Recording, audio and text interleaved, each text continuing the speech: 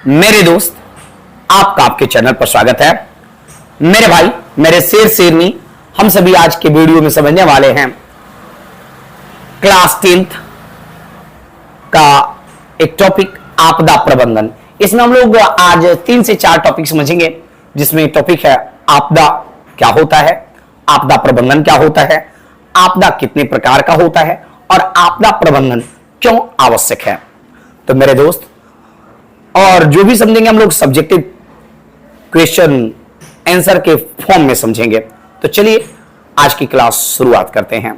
मेरे दोस्त, मेरे भाई, मेरे शेर शेरनी, मेरे जिगर के छल्लों, देखा जाए और समझा जाए प्रश्न को। पहला प्रश्न है, आपदा से आप क्या समझते हैं? आपदा से आप क्या समझते हैं? देखिए, सिंपल भाषा में यदि आपदा से आप समझना चाहते हैं तो सिंपल भाषा याद रखिए। आपदा क्या है? अचानक आने वाली समस्या, संकट, परेशानी को ही आपदा कहते हैं। ये भी आप लैंग्वेज आप अपने एग्जाम में लिख सकते हैं, कोई दिक्कत की बात नहीं है। यदि थोड़ा सा डिटेल से लिखना चाहते हैं तो देखिएगा थोड़ा सा इधर। जिन किन्हीं कारणों से मनुष्य और जीव जंतु, जिन किन्हीं कारणों से मनुष्य और जीव जंतु संकट में पड़ जाते हैं, उन कारणों को ही आपदा कहा जाता है। उन कारणों को ही क्या कहा जाता है? आपदा कहा जाता है। आपदा कहीं भी और कभी भी प्रकट हो सकती है। समस्या जो है कहीं भी और कभी भी प्रकट हो सकती है। आफत जो है, अचानक आने वाले संकट जो है कहीं भी और कभी भी प्रकट हो सकती है। आपदाओं से लोग इस कारण संकट में पड़ जाते हैं क्योंकि आपदा सूचना देकर नहीं आती है। आपदाओं से लोग जो है, आपदाओं से लोग संकट में क्यों आ जाते हैं?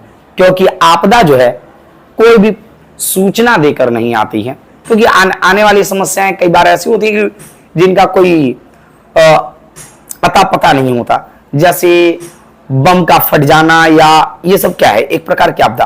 तो ये आपदाएं जो हैं सूचना देकर नहीं आती हैं। आपदा से बचने का प्रयास करना चाहिए। बचाव का काम व्यक्तिगत नहीं, सामूहिक रूप में किया जाना चाहिए। इसके लिए तो ये शब्द आप लिख सकते हैं। आइए अगले प्रश्न को देखा जाए। मेरे भाई, हम सभी का अगला प्रश्न है, आपदा कितने प्रकार की होती है? आपदा कितने प्रकार की होती है? तो मेरे भाई, आपदा 2 प्रकार की होती है, प्राकृतिक आपदा और मानव जनित आपदा।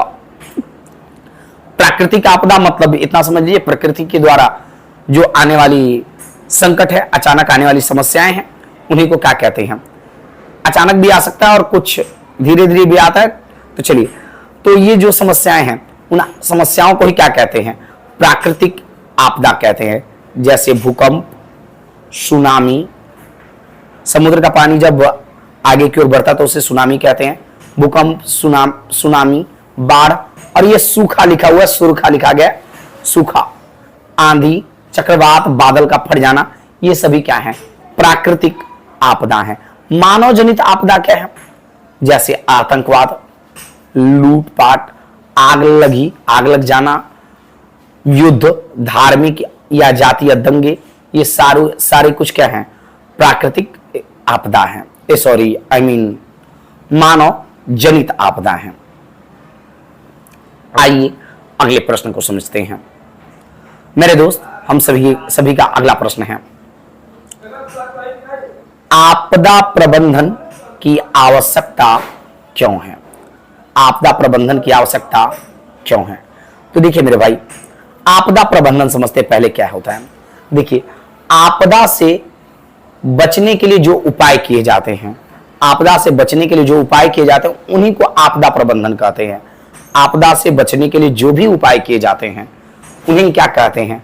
आपदा प्रबंधन कहते हैं। जैसे कहीं पर आग लग जिग गया हो तो फायर ब्रिगेड की व्यवस्था करना है भी क्या है? आपदा प्रबंधन है।